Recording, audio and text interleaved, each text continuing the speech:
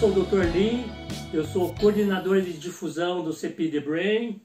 Como vocês podem ver, estou usando o meu melhor fashion quarantine aqui, né? De quarentena aqui por conta do Covid-19. A conversa de hoje é sobre o dia 26 de março, que é o dia do roxo, Purple Day. É a data em que nós fazemos atividade de conscientização sobre a epilepsia.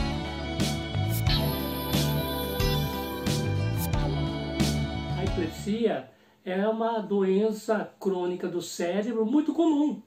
1 a 2 pessoas da população têm alguma forma de epilepsia, né? E daí você se pergunta, onde estão essas pessoas que não vejo? Pois é, infelizmente ainda existe um preconceito aí social fazendo com que as pessoas que têm epilepsia não sintam muito à vontade em estar falando, olha, eu tenho epilepsia, né? Então você pode se imaginar nos sapatos dessa pessoa. E aí a importância de a gente estar desmistificando o que é a epilepsia, que não é um bicho de 7 cabeças, né? É uma doença do cérebro e que tem tratamento.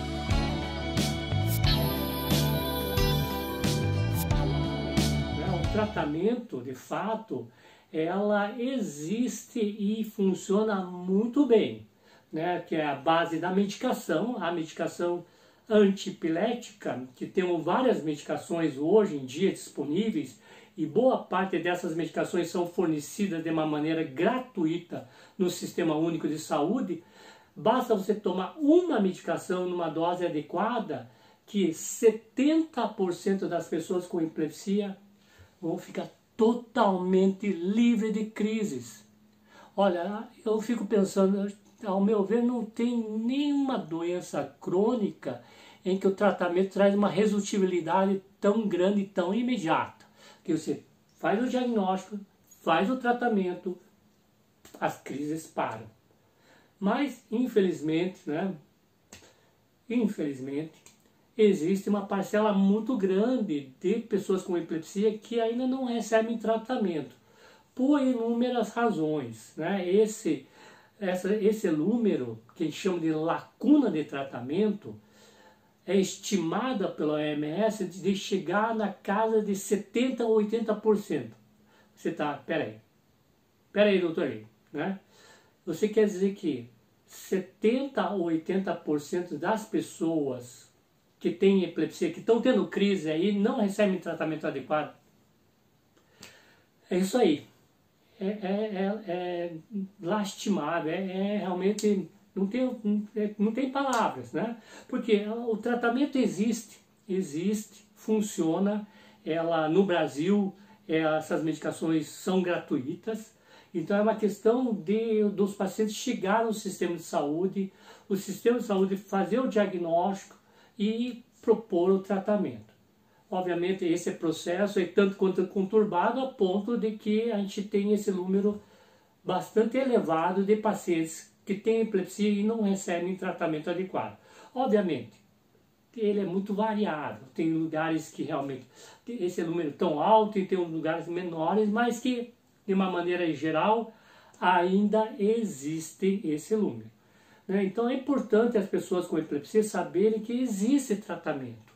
Precisa buscar atendimento médico para que possa ser prescrito a medicação de uma maneira adequada a você.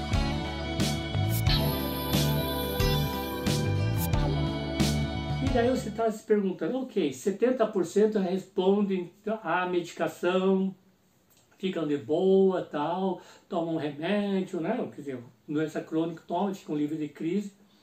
E aqueles 30%?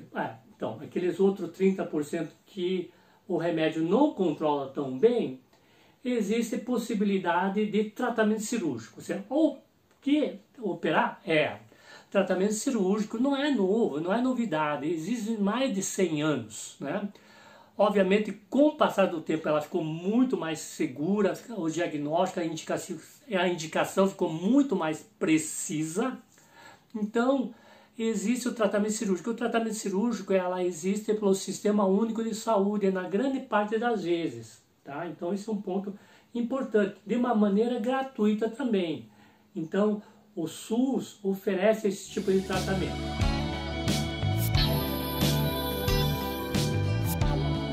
Existe outro tipo de tratamento? Existe também a dieta cetogênica, que é um tipo especial de dieta que pode propiciar o controle de crise naquelas pessoas, sobretudo crianças, que não responderam à medicação e que não são candidatos a tratamento cirúrgico.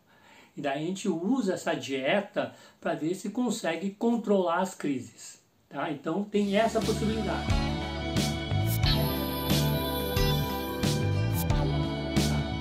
E algumas pessoas também... E a maconha? Então, canabidiol, tá? Tem sido feito testes para ver se ela realmente também funciona. De fato, tem alguns resultados que são bastante promissores em grupo de criança que tem epilepsia de difícil controle, que realmente não responde às medicações, não dá para tratar com cirurgia, a dieta tampouco funcionou, e daí o uso do canabidiol. Obviamente ela é uma substância que não vai funcionar para todos, mas pode ser uma alternativa. E aí precisa de uma prescrição médica para que possa fazer uso. Novamente, o pessoal, mas eu posso usar para qualquer tipo de epilepsia? Não, não é essa a finalidade nesse momento. Pode ser que lá no futuro, com mais estudo, mais testes, a gente possa dizer que, opa, ela também serve tão boa quanto as medicações que já estão no mercado, porque já temos remédio e que sabidamente funcionam, né? Então precisa ficar claro isso, tá? Então o canabidiol ele é utilizado somente para aqueles pacientes em que a medicação não está funcionando, não responde, não dá para operar, a dieta tampouco, tá? Então esse é um ponto importante.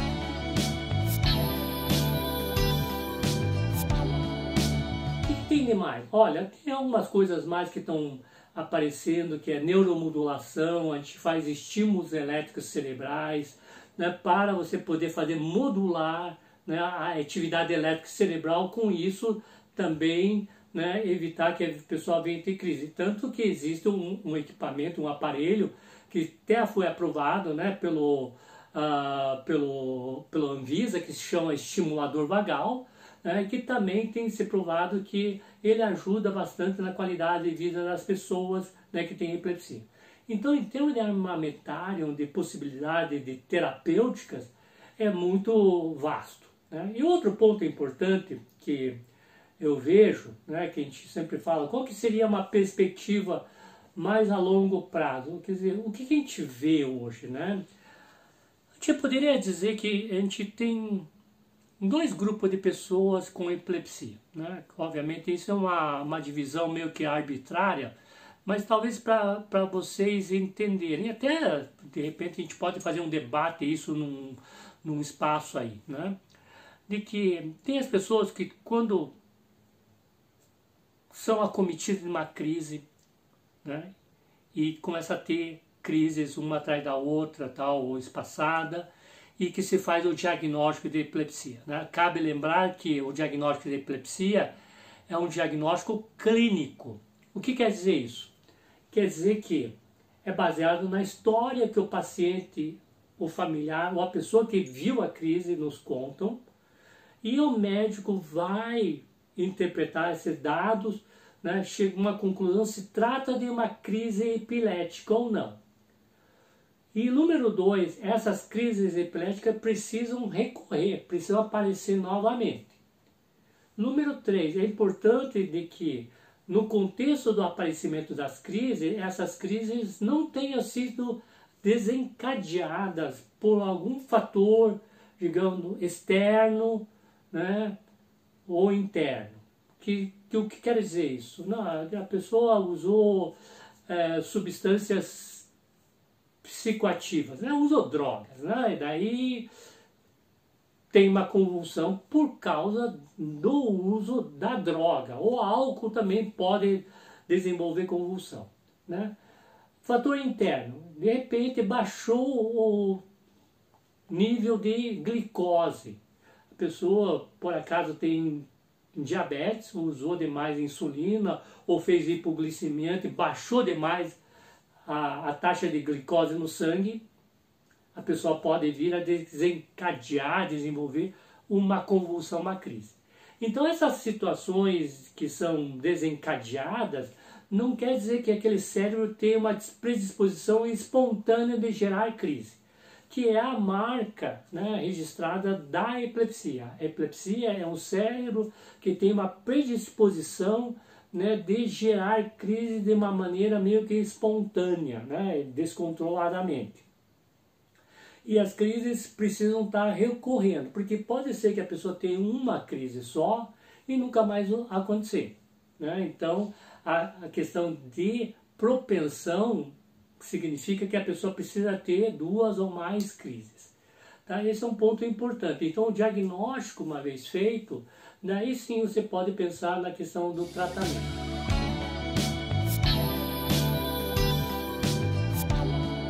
Então, voltando aos grupos de pacientes, né, que eu quero trazer uma discussão, uma reflexão, quando a pessoa que tem a crise, a epilepsia de recém-diagnóstico, né, quem tem, está nessa fase ou que já passou, vai se lembrar do que eu estou falando.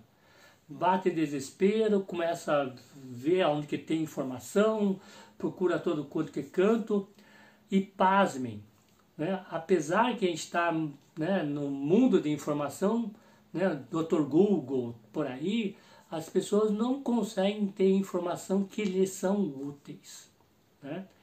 E o que as pessoas estão procurando nesse momento?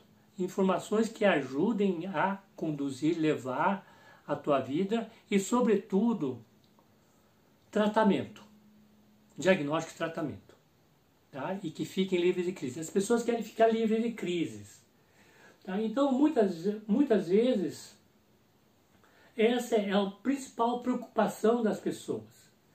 E, que nem eu falei, tem uma parcela muito grande de pessoas que não recebem o diagnóstico e não recebem o tratamento.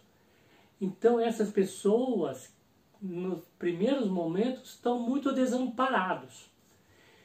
E que, ao meu ver, a gente deveria ter um serviço rápido, né? A exemplo de alguns países como a Austrália, Nova Zelândia, que tem o que eles chamam de clínica de primeira crise, que serve justamente para essas pessoas irem lá, fazer uma consulta rápida e ter a sua resposta. Ah, é epilepsia? Não é? É. Começa o tratamento e depois segue o seu acompanhamento com o teu médico ou outro, assim por diante. Mas abrevia esse período de sofrimento, né? Então, a gente escuta os pacientes falar, olha, demorou 1, 2, 3 anos para chegar no diagnóstico, às vezes 4 anos. Você imagine né, essa demora que não causa na vida da pessoa, né? Um transtorno grande, enorme, né? Se você está na escola, atrapalha a escola, né? Você está no emprego, né? Infelizmente acontece a pessoa ser mandada embora. Então é importante essa agilidade no reconhecimento, no diagnóstico e na proposição de tratamento. Então, esse grupo de recém-diagnosticado preza, sobretudo, pelo controle das crises. Naquele outro grupo, né, que já passou muito tempo e que fez o tratamento, que seja, né, ficou controlado ou não, né? Então, com o tempo, começa a aparecer algumas questões não muito agradáveis da epilepsia.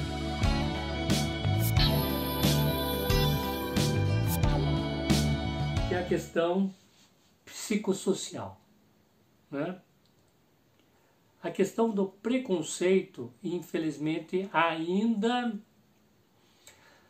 está muito presente no nosso meio, né? Então faz com que as pessoas tenham dificuldade nos seus entornos sociais, escola, emprego, relacionamento.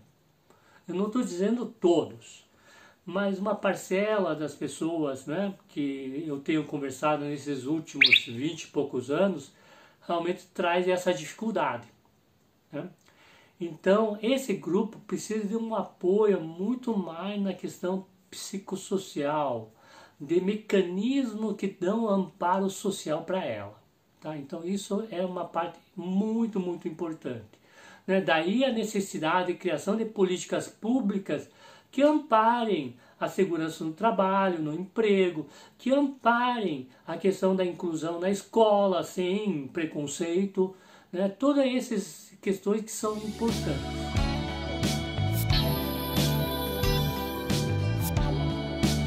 Bom, enfim, esse é um bate-papo que eu queria fazer com vocês, né? Nesse meu período também de isolamento aqui, de distanciamento social, de falar contigo sobre o Dia do Roxo, dia 26 de março. Então, nessa data, dia 26 de março, convido você a, digamos, opa, tá aqui o meu mascote, o Mini Lee, né? De usar um broche, uma camisa, uma peça roxa, né? Em prol da causa da epilepsia. Então, fica aqui o apelo e daí você compartilha nos meios sociais aí, né, de uma maneira a propagar de que a epilepsia não é um bicho de 7 cabeças e que existe tratamento, né, e que, né, a gente não deve discriminar a pessoa por conta da sua doença. E nesse período de coronavírus, novamente um apelo, fique em casa, né, lave muito bem as mãos, só sai de casa em últimos necessidade. Tá? E acompanha nos órgãos oficiais. Isso é muito importante, porque tá fake news aí rolando à torta à direita.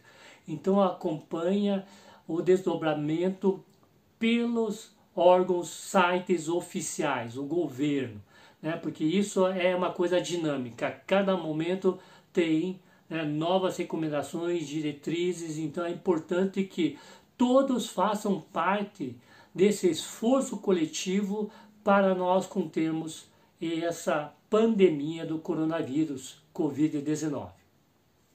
Um abraço.